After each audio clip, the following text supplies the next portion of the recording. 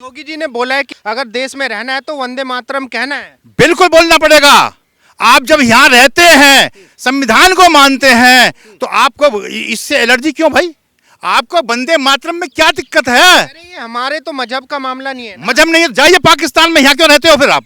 पाकिस्तान आप में। जब यहाँ बिल्कुल जाइए। आप जब ये बंटवारा हो चुका है, हिंदुस्तान का बंटवारा हो चुका है धर्म के आधार पर, और वहां बन चुका है, तो आप यहाँ क्यों रह रहे हो? अभी अभी क्यों हुआ? आपने उस समय क्यों नहीं कहा था पहले?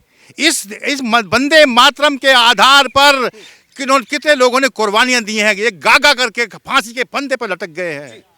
और आप कहते हैं कि हम वंदे मातरम नहीं है। जाइए पाकिस्तान में, जाइए बांग्लादेश में चले जाइए। यहाँ मरने की जरूरत नहीं है आपको, यहाँ रहने की जरूरत नहीं है ऐसे आदमियों को। लेकिन कुछ लोग ये कह रहे हैं नेपाल जी कि ये गाना जरूरी थोड़ी है कि भाई मुझे शो करने के लिए यही गाना पड़ेगा, अपनी देशभक्ति दिखाने के लिए वंदे मातरम। आप देशभक्ति क्यों नहीं? आप फिर खाना क्यों खाते हो?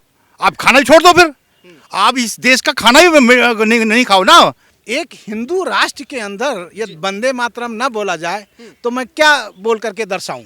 आज देश में जो सरकार जो चल रही है मोदी जी के नेतृत्व में, ये मोदी साधारण व्यक्ति तो नहीं है, ये ईश्वर की भेजी हुई शक्ति है। यहाँ पर मोदी जी बिल्कुल ईश्वर की भेजी हुई शक्ति है। और उत्तर प्रदेश में योगी जी भी शक्ति है। इसको हर एक को गाना चाहिए, गाना पड़ेगा। कह रहे हैं कि भाई ये संविधान हमें आजादी देता है, हमें क्या बोलना है, क्या कहना है, क्या खाना है। फिर ये मोदी जी ये क्यों थोप रहे हैं? नहीं, संविधान क्या आजादी ये देता है कि आप ये नहीं कहोगे? संविधान तो ये भी कहता है ये भी खाओ। संविधान तो सब कुछ कहता है। संविधान ही तो कह रहा है कि आप बोलिए। संविधान ही तो कह रहा है कि भाई आप जो वंदे मातरम राष्ट्रीय गीत संविधान की देन है, इसको अंगीकार किया गया है राष्ट्रीय गीत को। और आप नहीं बोलेंगे? क्यों नहीं बोलेंगे भाई? केवल चंद लोग जो लोग हैं जिनकी केवल मात्र राजनीति ऐसे धर्म के आधार पर टिकी हुई है, वही लोग कहते हैं कि हम ये नहीं करेंगे, हम SIR नहीं करेंगे, फलाना नहीं करेंगे। भाई SIR की बात आ गई, आप घुसपैठिए, घर में घुसा लो, हैं, उनसे वोट ले लो, सत्ता में बैठना चाहते हो, हैं। आज यहाँ इतनी डिस्पैरिटी हो गई है कि आदमी जो है गरीब हो रहा है, अमीर बढ़ता चला रहा है। कि भाई भारत वर्षों से, सदियों से जो है इंसानियत का देश रहा है। यहाँ पे लोग आके आसरा लेते रहे हैं। अभी भी जो बांग्लादेशी, रोहिंग्या, मुसलमान अवैध घुसपैठिए भारत में हैं, उनको जमीन दो, रहने के लिए घर दो। विपक्षी पार्टियां आश्रय जो है, आश्रय हम देते हैं। ये आश्रय घुसपैठियों के लिए नहीं है, ये आश्रय मांगा जाता है। आप भिखारी बन के आते, आप तो घुसपैठिए का मतलब समझ रहे हो? घुसपैठिए मतलब आप इंट्रूडर्स हैं, आप जबरदस्ती करके आए, चुपचाप आए, चोरी छिपे आए। आपके घर में चोर घुस जाएगा तो आप क्या उसको निकालोगे? नहीं, बिल्कुल निकालेंगे। तो फिर वही चीज तो ये कर रहे हैं, वही मोदी जी कर रहे हैं, वही अमित शाह जी कर रहे हैं, वही योगी जी कर रहे हैं। वो उन गुंडों को आप ये जो आज जब से घुसपैठी आए हैं, देख रहे हैं कितना आतंक मच रहा है। किसी के चेहरे पे खुशी नहीं है। घुसपैठियों के लिए देश में जगह नहीं है। घुसपैठियों क्यों? घुसपैठियों को तुरंत निकाल कर चाहिए। उनके तो दो डंडे लगाने चाहिए सालों को। छोटे छोटे बच्चे हैं, मासूम। नहीं, बच्चे हैं, जहाँ थे ना वहाँ रहिए ना। जहाँ थे, जहाँ से आप लोग आए हैं घुसपैठिए, यहाँ घुसे क्यों? इनमें तो मार देनी चाहिए, गोली मार। बिल्कुल गोली उड़ा देना चाहिए इन लोगों को। तो क्यों घुसे हैं हमारे यहाँ पर आकर के? ये राक्षस लोग घुसे हैं। या क्या बात है, सारी यहाँ कल्चर खराब हो रही है। कोई किसी को मार रहा, कोई किसी को मार रहा है। देख रहे हैं आप? कहीं शांति है कि ये देश कानून से चलेगा, घुसपैठियों से चलेगा? ये जो मने वही कर रहे हैं, वही नेता लोग कर रहे हैं जिनको चाहिए कि वोट बैंक बन जाए हमारा। और घुसपैठिए कौन है? कोई हिंदू तो है नहीं यहाँ पर। वोट बैंक के लिए ही हो रहा है सब। हाँ? बिल्कुल नहीं। ये जो कर रहे हैं, ये ममता जी जो कर रही हैं, ममता जी जो कर रही हैं, ये वोट बैंक के लिए तो कर रही हैं। और क्या कर रही हैं? तो वंदे मातरम किसी को कहने या कहवाने का सिर्फ एक ही पर्पज है कि आप अपने देश से प्यार करते हैं, आप अपने देश की स्तुति करते हैं, आप अपने देश को, राष्ट्र को सबसे ऊपर मानते हैं, सर्वोपरि मानते हैं। इसे किसी धर्म से नहीं जोड़ना चाहिए, किसी भी कौम से नहीं जोड़ना चाहिए, क्योंकि यह भारत के राष्ट्र को आगे बढ़ाने के लिए। और जब वंदे मातरम का निर्माण किया गया था तब हम आज़ाद भी नहीं थे, हमारे ऊपर अंग्रेजी हुकूमत शासन कर रही थी। और उस समय सभी को एक धागे में पिरोने के के लिए ऐसे उद्घोष का निर्माण किया गया, ऐसे गाने का निर्माण किया गया, और यही गाना गाते गाते भारत के तमाम हिंदू, मुस्लिम, बौद्ध, जैन फांसी पर चढ़ गए देश की आज़ादी दिलाने के लिए। तो इसमें किसी को बाध्य नहीं करना चाहिए, लेकिन सबको अपने देश से प्यार करना चाहिए, अपने देश को ही सर्वोपरि मानना चाहिए, क्योंकि जब देश रहेगा तभी हम रहेंगे, और जब हम रहेंगे तभी हमारा धर्म रहेगा।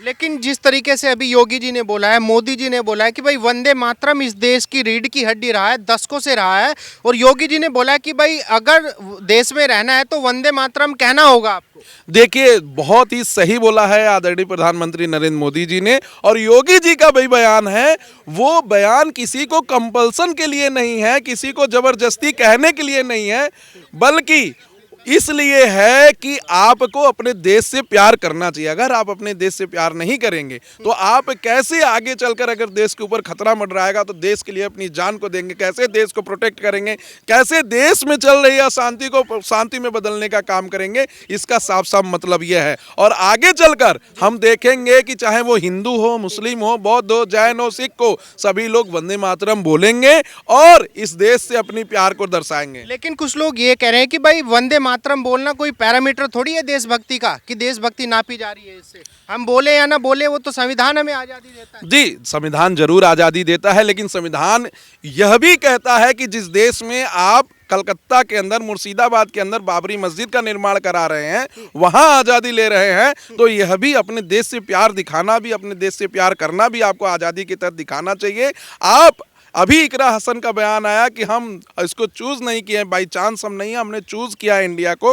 तो इंडिया की जो कल्चर है, जो स्ट्रीम है, जो देश के प्रति प्यार है, वो दिखाना पड़ेगा। अगर कोई आदमी किसी आर्मी में भर्ती हो जाता है, किसी नेवी में भर्ती हो जाता है, और उसे कहा जाता है कि पाकिस्तान के ऊपर हमला करिए, और वो यह कह के मना करे कि आप हमला करने नहीं जा सकते क्योंकि वो हमारे ही धर्म का है, तो यह गलत है। इसी चीज़ को कहने के लिए, सबके अंदर राष्ट्र प्रेम लाने के लिए वंदे मातरम का चर्चा हो रहा है। सर, क्या नाम होगा आपका? नरेंद्र बहादुर तिवारी। अच्छा तिवारी जी, मैं आपसे जानना चाहता हूँ, वंदे मातरम को लेके बहस छिड़ी है। कुछ लोग कह रहे हैं कि भाई सभी को बोलना चाहिए, कुछ लोग कह रहे हैं कि जरूरी नहीं है कि हमें देशभक्ति शो करने के लिए वंदे मातरम बोले। आपका क्या मानना है? वंदे मातरम क्यों नहीं बोला जाए? एक हिंदू राष्ट्र के अंदर यदि वंदे मातरम न बोला जाए तो मैं क्या बोल करके दर्शाऊं? सर तिवारी जी, मेरा सवाल ये है, आपने देखा होगा 1857 की क्रांति से लेके अब तक जो है हमारे मुस्लिम भाई वंदे मातरम बोल के फांसी पे चढ़ गए, उनको ऐतराज नहीं हुआ, तो आज के मुस्लिमों को क्या ऐतराज है? कुछ इतराज नहीं होना चाहिए। मैं तो कॉन्सेप्ट, ये विचार है, यदि आपका माइंड सही है जी, तो हमारी हर बेटियां, चाहे वो हिंदू की हो, चाहे मुस्लिम की हो, एक नज़र से देखना है, ये अपना विचार है। आज मुझे बड़ा दुख होता है, हम सुप्रीम कोर्ट में मैटर जब देखते हैं गैंग रेप का, चाहे हिंदू की बेटी हो, चाहे मुस्लिम की बेटी हो, हम लोग प्रैक्टिस करते हैं, काम तो करना ही है, लेकिन दुख होता है कि क्यों मुसलमान, क्यों हिंदू, इस तरीके से क्या रहा है देश के अंदर। एक मानवता, धर्म, वंदे मातरम, यूनिफॉर्मिटी, जैसे SIR लागू हो रहा है, बहुत अच्छा स्टेप है ये भारत के तरफ से। पता नहीं कहाँ से घुसपैठिए। अभी जो ब्लास्ट हुआ, मैं नॉमिनेट नहीं कर रहा हूँ कि वो डॉक्टर थे, वो एडवोकेट थे, but the question is how to unify the nation. ये सिर्फ नेशन के लिए, राष्ट्र के लिए है, बोलना चाहिए। SIR होने के बाद जो अवैध घुसपैठिए हैं, बांग्लादेशी हैं, देश छोड़ के भाग रहे हैं, लेकिन कुछ नेता, विपक्षी पार्टियों के नेता कह रहे हैं भाई इंसानियत रहा है भारत, इंसानियत का देश रहा है पहले से, उनको रखो इंसानियत के तौर पे। नहीं, ये पॉलिटिकल पार्टी को मैं एडवाइस करना चाहता हूँ, कोई भी हो, बुरा नहीं मानना। आज अरविंद केजरीवाल कहीं नजर नहीं आते हैं, बिल्कुल नजर, और ये सब CM हैं जी। कितने CM, कितने करप्ट मिनिस्टर जेल के अंदर हैं, कहाँ रेप कर रहे हैं। मैं तो ताज्जुब करता हूं और कहना चाहता हूं अपने हिंदुत्व राष्ट्र के प्रतिनिधि को कि जो चुनते हैं इनको कभी नहीं वोट इनको देना चाहिए जो रेपिस्ट हों, इनको कभी नहीं जो माफिया हों। आज की डेट में आवाज उठाने वाला कोई नहीं है, और जिससे हमारी कल्चर ये नीचे जा रही है। मैं धन्य कहूँगा प्रधानमंत्री नरेंद्र मोदी को कि जो इस तरीके से आगे बढ़ करके एक हिंदुत्व की राह चली है। नहीं, यहाँ सिर्फ कत्लेआम, इंसानियत के तौर पे इनको जगह देनी चाहिए भारत में। SIR means SIR, if you have the document correct then you have to stay here, otherwise no. यदि आपके पास डॉक्यूमेंट्स है आप रुकिए, और नहीं अफगानिस्तान से आए हो तो अफगानिस्तान जाइए। देश छोड़ना पड़ेगा। देश छोड़े ना, अननेसेसरी। व्हाई शुड, जब आपके पास ट्रेन टिकट नहीं है, why unentitled for the AC ticket, first AC. कह रहे इंसानियत के तौर पे उनको रखना चाहिए। नहीं, यदि ये देश है और देश की एक मार्क है, यदि ये सुप्रीम कोर्ट है, तो आपके पास लाइसेंस है, आपके पास आईडी कार्ड है, तब आप यहाँ एंट्री करेंगे। ये देश का मतलब नहीं है। ये आई कार्ड ये शो करता है कि I am stay here, otherwise आप बाहर जाइए। तो ये कानून है, कानून के आगे कोई नहीं है। कह रहे देश इंसानियत से बड़ा थोड़ी है भाई, इंसानियत रही है भारत में पहले से, बरसों से। यहाँ मैं एक्चुअल कहूँगा, अभी आप अमेरिका का ले लो, कितने लोगों को हथकड़ी लगा करके जो अनाप शनाप दलाल लेकर के जाते हैं यहाँ से, विदाउट पासपोर्ट वीजा कैसे भी ले जाते हैं, हथकड़ी लगा करके वो लोग भेजते हैं। भेजा गया। शर्म आनी चाहिए हमारे भारत के हिंदुओं को, भारत के प्रधानमंत्री को, कि ये हमारे देश के लोग कैसे दलाली में इतने लिपटे हैं, और कि अमेरिका वहां से हथकड़ी लगा करके भेजे। हम नेपाल सिंह शौकर हैं। नेपाल सिंह जी, मैं आपसे ये जानना चाहता हूँ, वंदे मातरम को लेके जिस तरीके से बहस हो रही है, क्या देश में रहने वाले नागरिकों को वंदे मातरम बोलना चाहिए? नहीं, आप ये बताइए कि जब ये राष्ट्रीय गीत है जी। तो ये क्यों नहीं बोलना चाहना चाहिए? राष्ट्रीय गीत जो है, इसके आधार पर जो है हम देश की आज़ादी में इसको गाया जाता था।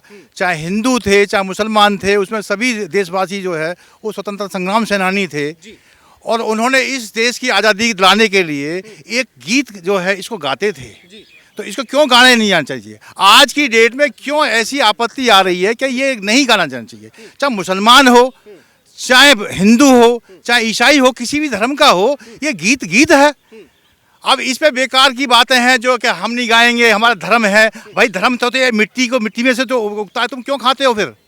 हैं? आप मिट्टी में हैं। आप ये भी कहते हैं कि ये जो है ये देश संविधान से चलता है।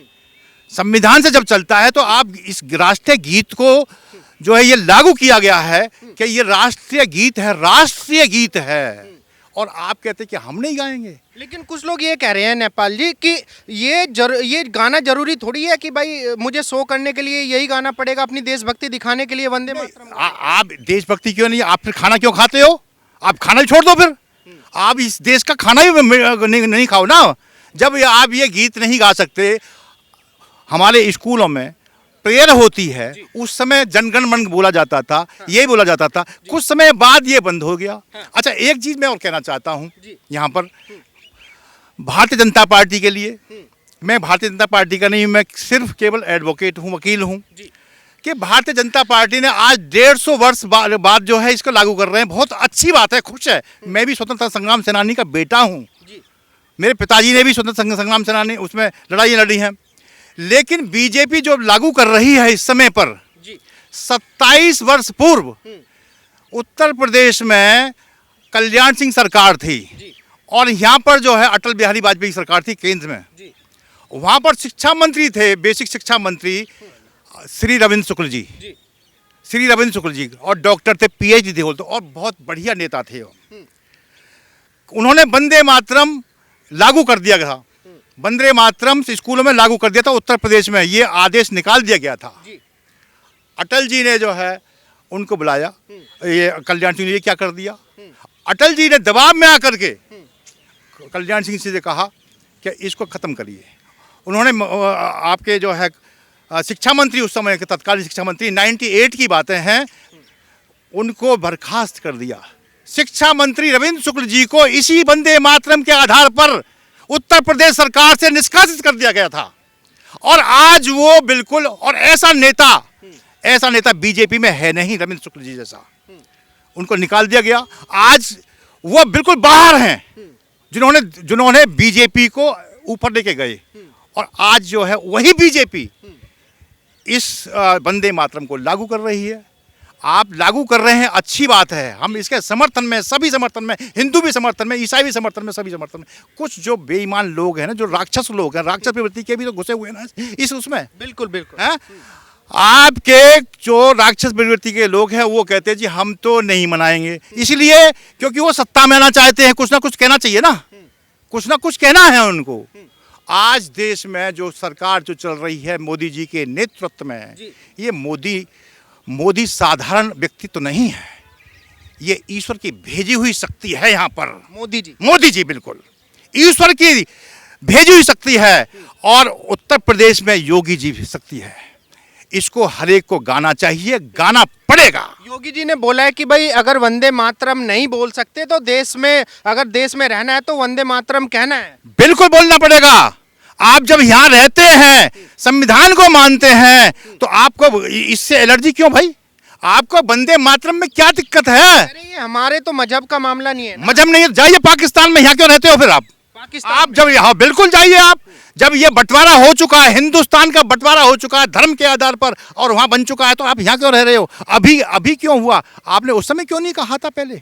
इस वंदे मातरम के आधार पर कितने लोगों ने कुर्बानियां दी हैं, ये गागा करके फांसी के फंदे पर लटक गए हैं। और आप कहते हैं कि हम वंदे मातरम नहीं है। जाइए पाकिस्तान में, जाइए बांग्लादेश में चले जाइए, यहाँ मरने की जरूरत नहीं है आपको, यहाँ रहने की जरूरत नहीं है ऐसे आदमियों को।